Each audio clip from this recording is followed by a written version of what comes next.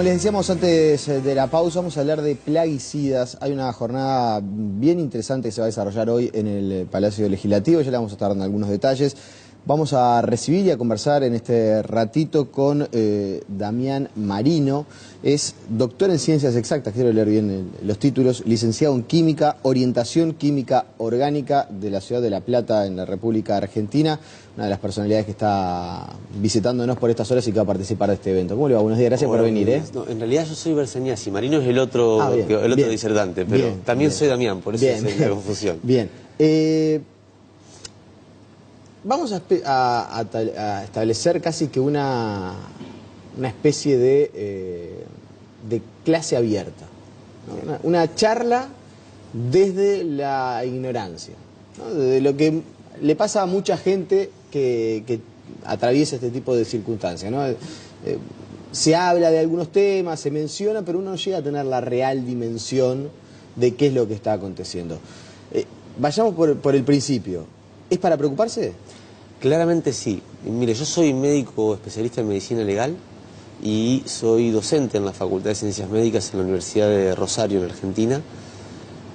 Nosotros estamos identificando, a partir de que vamos recorriendo distintas localidades de la República Argentina, estamos identificando un incremento de algunas enfermedades que no eran enfermedades habituales en nuestros territorios ni en nuestros pueblos y que empiezan a aparecer con una fuerza que nos preocupa no solamente por quienes hoy padecen los problemas, sino por los que todavía no están acá y van a ser concebidos por personas que ya tenemos un daño genético muy importante a partir del impacto de los agroquímicos. ¿Ya hoy tenemos un daño genético importante? Sí, y esto lo ha demostrado un volumen muy importante de trabajos científicos que están publicados, entre ellos los que ha desarrollado un equipo dirigido por la doctora Delia Ayaza en la Universidad Nacional de Río Cuarto, en Argentina, que han identificado cómo los niños de productores que utilizan agroquímicos en su actividad cotidiana tienen alteraciones genéticas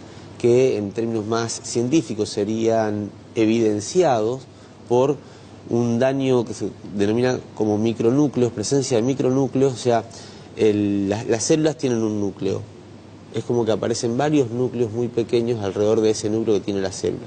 Eso demuestra que hay un daño genético que lo tienen los niños hijos de quienes producen con agroquímicos. Lo que quiere decir que ya no se trata solo del que está manipulando el agroquímico, sino de quienes tienen contacto con él, en este caso, en esta investigación, y en quienes no tienen contacto con los que manejan agroquímicos, pero viven en los pueblos que quedan lindantes a las áreas donde se utilizan estos productos. Allí lo que se da es una contaminación por el contacto con los productos. Sí, nosotros lo que tenemos son dos tipos de contacto, un contacto directo y un contacto indirecto. El contacto directo es el que está manipulándolo, el que lo aplica o el que está sentado en el patio de su casa tomando un mate, hablando con su compañera, con su compañero, con sus hijos, y mientras está sentado en el patio de su casa recibe lo que se denomina la deriva de las fumigaciones o de las pulverizaciones que se hacen incluso a kilómetros, porque hay trabajos que han demostrado que determinadas partículas, por el peso molecular que tienen, son capaces con los vientos de trasladarse kilómetros, no 50, 100 o 500 metros. Entonces, ese es un tipo de contacto que es el directo. El otro es el indirecto, que es el que todos nosotros estamos expuestos, porque nosotros comemos, nos alimentamos con productos que en su fase de producción han recibido químicos o han sido alimentados, en el caso de los animales, con productos que recibieron químicos en su fase de producción. Y contrariamente a lo que se nos dijo durante mucho tiempo, esa química no desaparece por arte de magia cuando toca la planta o llega al suelo, sino que se va acumulando en algunos casos y se van moléculas de esa química traspasando de un eslabón al otro de la cadena alimentaria. A ver, pero entonces toda esa fruta, verdura, no sé, pescados que comemos y que parecen tan sanos y la gente, una alimentación saludable, consuma fruta, verdura y pescado, ¿no? Una dieta balanceada. Entonces no es tan saludable. Bueno, en realidad puede ser más saludable que la comida a base exclusivamente de carne de feedlot, pero no quiere decir eso que sea totalmente saludable, porque la química que estamos teniendo, que se ha presentado en nuestras mesas, y esto el doctor Damián Marino, que es el otro colega que nos va a acompañar hoy en la mesa, lo ha demostrado con estudios en distintos productos alimenticios de Argentina, está. Y esto no es porque los productores tengan como objetivo enfermarnos a todos. Esto es porque a los productores en algún momento se les hizo creer que sin venenos no podían producir. Una de las... cuando se habla de este asunto, se habla también del tema transgénico, por ejemplo, que no lo quiero emparentar, pero tiene algún punto de discusión que se puede asimilar. Una de las cosas que se dice es, bueno, está bien, uno podría decir, intervenir genéticamente en los alimentos o en los animales puede traer derivaciones, puede ser un riesgo para la salud, pero también es verdad, dicen las personas que defienden, a raíz de las modificaciones genéticas se ha podido incrementar la capacidad de alimento que produce el mundo. Y eso favorece a que menos gente pase hambre. Yo quiero en esto ser claro. La FAO, que es la Organización de Naciones Unidas encargada de la alimentación y la agricultura, hace una semana y media atrás tuvo su reunión anual en Roma. La FAO, no la senadora Carola Viaga, no el Instituto de Salud Socioambiental de la Facultad de Ciencias Médicas al que yo pertenezco, la FAO ha advertido que la única forma de resolver el hambre del mundo es con la agroecología y con los pequeños productores agroecológicos. Al mismo tiempo, desde que se instala el modelo de producción agroindustrial a base de venenos, que incluye el paquete tecnológico de los transgénicos, pero que se empieza a instalar en la década del 60 del siglo pasado, hasta hoy, la población del mundo se duplicó. La producción de eventos y de commodities agroindustriales se triplicó y los hambrientos del mundo se aumentaron en 1.5. Esto lo dice la FAO, son datos oficiales de la FAO, no lo estamos diciendo nosotros. ¿Y esto qué quiere decir? Que es falso, que necesitamos echar mano a la tecnología de la transgénesis y del agroquímico, el veneno, para poder producir más alimentos. Hoy el 50% de los alimentos que se producen en el mundo los producen los pequeños productores de las familias campesinas e indígenas. Y nosotros estamos difundiendo un mensaje que pretende confundir y hacernos creer que el commodity agroindustrial, el evento transgénico de la soja, del maíz, o el commodity que se instala en nuestros territorios, el proceso productivo de tal evento, es el que salva el hambre del mundo. Eso es falso. Pero no lo estamos diciendo nosotros, lo dice la FAO. Mientras tanto, nuestras universidades... ¿Pero no se aumenta la cantidad de producción? No, se aumenta la cantidad de un producto que no es alimento. Digo, el evento transgénico de soja no es alimento. Es más, proteínicamente, la proteína que tiene el evento transgénico soja RR, que es el primer evento transgénico que se autoriza, y es RR porque es resistente al Roundup, que es la marca comercial del veneno a base de glifosatos y surfactantes que se vende en mayor volumen en nuestros territorios, junto al 2,4-D, a la atracina, al glufosinato de amonio y al dicamba, entre 47 productos que se utilizan en nuestros campos al mismo tiempo, lo cual es una brutalidad. 47 venenos al mismo tiempo mezclados sin un solo trabajo científico que pueda demostrar que es inocua esa combinación. Ese paquete tecnológico no resolvió el hambre del planeta, al contrario, lo incrementó. Hoy en Argentina 1000 hectáreas son manejadas por una sola persona para 1000 hectáreas con la agroindustria, cuando con la agroecología en 200 hectáreas trabajan 20 familias. Esta es la diferencia y el impacto social que tiene que ver con el impacto en la salud. O sea que los alimentos también que consumimos, por el contacto con estos plaguicidas, venenos, también pierden sus cualidades proteicas. Por ejemplo, yo si me permitís quiero leer porque si no dicen uno está repitiendo. Hay un trabajo que hizo la Universidad de Rutgers en Canadá que evaluó cómo era la composición de los minerales que tenían los alimentos que eran producidos agroecológicamente y cómo eran esos mismos minerales en los alimentos que habían necesitado de venenos durante su producción. Todos recordamos a Popeye el marino, ¿no? Cuando éramos más jóvenes se comía espinaca y doblaba hasta los rieles del ferrocarril. La espinaca que se produce de manera agroecológica es una espinaca que tiene 1938 miliequivalentes de hierro cada 100 gramos. 1938 miliequivalentes de hierro en una espinaca producida agroecológicamente. La espinaca que utiliza química en su producción tiene 1 miliequivalente de hierro. Quizás por eso nosotros no podemos doblar los hierros que doblaba Popeye. De 1938 a 1. A 1 miliequivalente. ¿Eso por qué? Porque los venenos que se utilizan generan reacciones químicas que van quelando este tipo de minerales y que los hacen desaparecer de las plantas, no por arte de magia, sino por procesos físico-químicos. Esto está estudiado, pero no solo con la espinaca. El tomate, por ejemplo, que el tomate tendría magnesio, que es un mineral que necesitamos, de 49,3 miliequivalentes por hierro, por 100 miligramos de magnesio en el tomate a 13. Y si vamos con cada uno de los minerales que se fueron evaluando, hay una reducción drástica. Pero además, en el caso, por ejemplo, del maíz. El maíz, que tiene una gran cantidad de calcio, el maíz tradicional, el maíz no transgénico, tiene un volumen, una presencia de calcio muy importante. Cuando ese maíz es transformado en un elemento transgénico, resistente a agrotóxicos y productor de sus propias toxinas, ese maíz no solamente pierde calcio en las mismas proporciones que la espinaca pierde hierro, sino que además aparece en ese maíz formaldehído, que es una sustancia cancerígena que no tiene el maíz tradicional, y aparece el glifosato, que tampoco viene en el maíz tradicional. Esto nos habla me voy a poner en modo escéptico. Sí. En modo escéptico, que mucha Es un buen ejercicio. Puede estar del otro lado. Y alguien me dice, pero doctor, si estamos hace ya años consumiendo esto, ¿no? Porque no es algo, no es un proceso de hace 3 años, quizás se puede haber ido incrementando, pero claramente la transformación de la matriz productiva a nivel mundial lleva un par de décadas mínimo. Sí, sí. ¿No nos tendríamos que estar muriendo todos de cáncer? Bueno, yo quiero hacer 2 correcciones.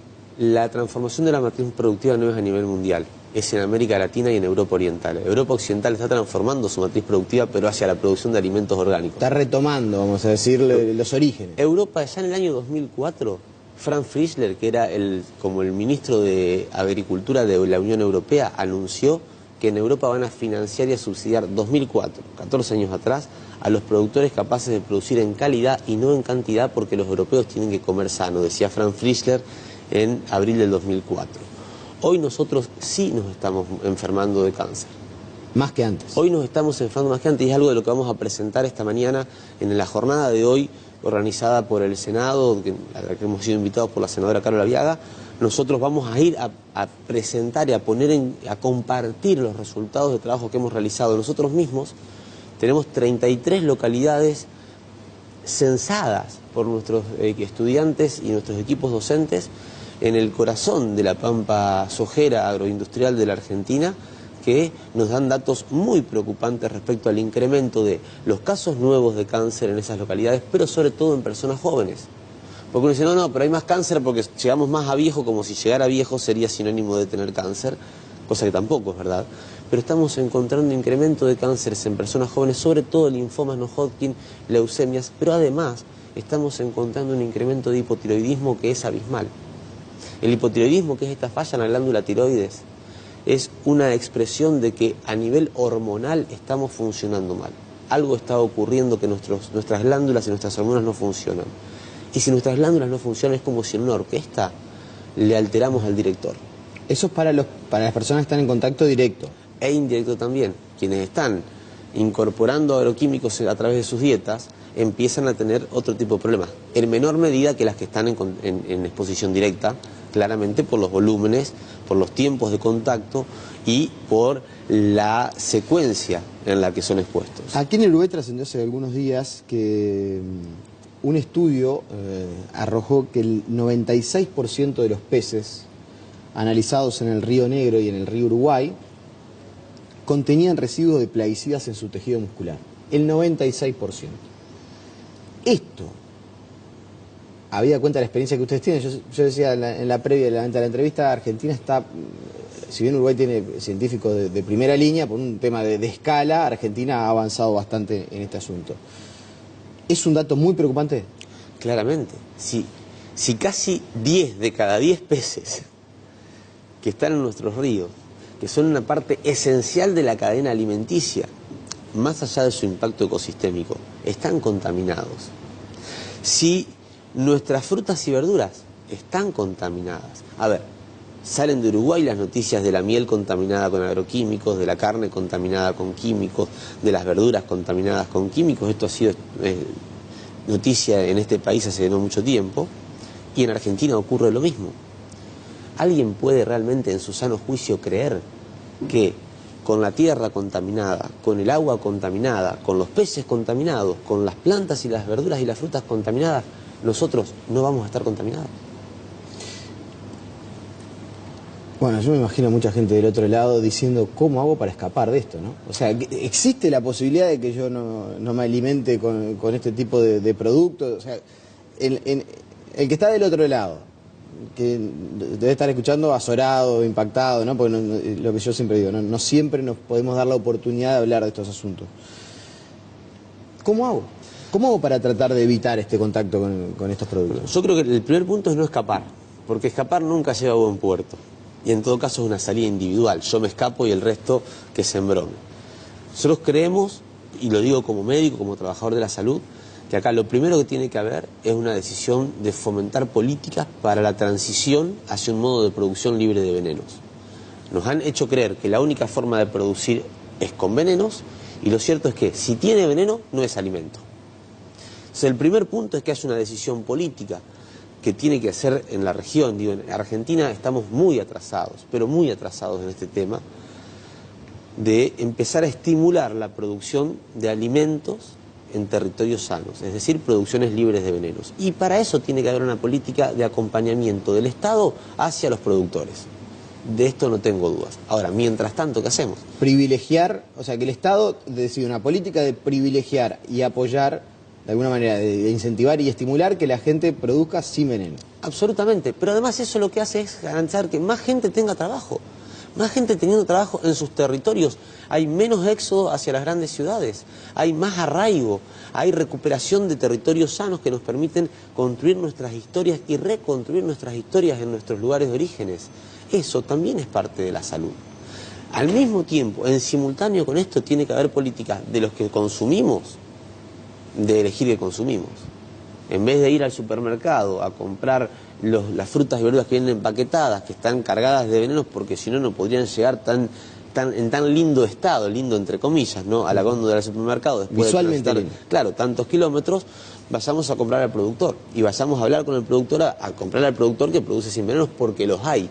Hay productores que producen sin veneno, hay gente que todavía resiste el avance de estos modelos que son modelos adictos, modelos que son destructores de las cadenas ecológicas que nos permiten vivir nosotros como seres humanos. Seríamos unos necios si creyéramos que podemos estar al margen de los daños que le hacemos al territorio. ¿La producción orgánica es producción sin veneno?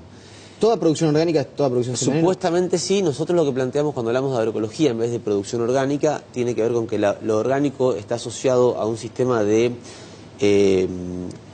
registros que son pagos para que alguien venga a ponerte el sello, la certificación de orgánico, y la agroecología se sostiene en la lógica del encuentro del productor y el consumidor para, a partir de ese encuentro y ese conocimiento, generar la confianza que permite no necesitar que venga un tercero a certificar, sino que yo, porque vivo cerca del que produce, porque conozco al que produce y sé dónde y cómo se produce, tengo la tranquilidad de que lo que se produce es libre de venenos. Y eso es lo que nosotros tendremos que empezar a estimular. Vamos a tener que empezar a definir dónde comprar nuestros alimentos, sobre todo pensando en nuestros hijos. A ninguno de los que nos está escuchando o viendo esta mañana le hace gracia saber que cuando está con el amor que se cocina para alimentar a su hijo, preparando esa comida, le estás preparando un caldo químico. Claramente que no, y no es mi intención generar un caos en Uruguay.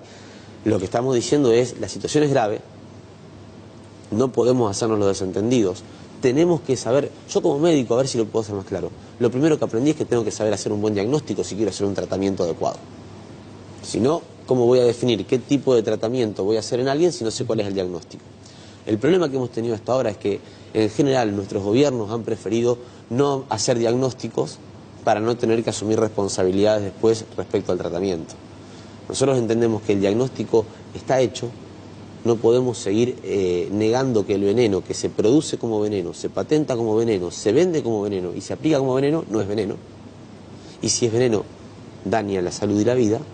Ni tampoco podemos seguir fingiendo entre nosotros de que acá no ha pasado nada en términos de salud.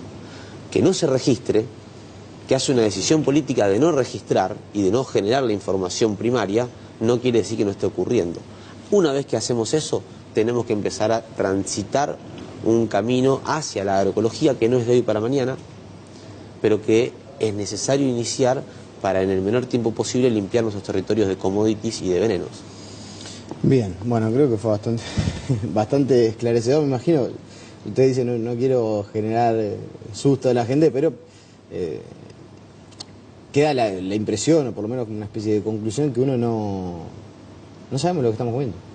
En realidad es la conclusión a la que uno llega. No sabemos lo que estamos comiendo. Es que no sabemos lo que estamos comiendo. En la jornada de hoy, y está invitada la comunidad a participar de esta jornada de hoy, nosotros vamos, en los distintos especialistas que vamos a estar participando de esa jornada, vamos a compartir información respecto a qué hay entre nosotros, que no sabemos qué hay y que está generando los impactos en la salud que estamos pudiendo encontrar. Viene un médico de Brasil, un investigador muy importante del Brasil, del campo de la salud colectiva de Brasil, el doctor Damián Marino, de la Universidad Nacional de La Plata, de la Argentina, que es quien ha llevado adelante investigaciones sobre la contaminación de agua, aire, peces, tierra y alimentos en nuestros territorios.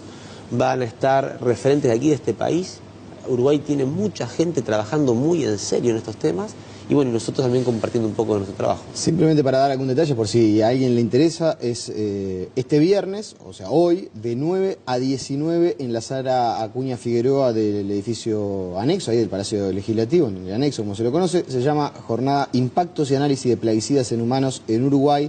Y bueno, como decía el doctor, hay personalidades del extranjero y también disertantes de nuestro país. Le agradecemos su presencia y bueno, nada, ojalá que todas estas cuestiones sirvan para generar mayor concientización. Bueno, yo les agradezco a ustedes la posibilidad de difundir esto, insisto, no con el objetivo de generar caos, sino con el objetivo de generar un aviso de que algo está pasando y que tenemos que organizarnos para poder transformar la realidad. Le agradecemos su presencia. Gracias. La pausa y seguimos con más noticias.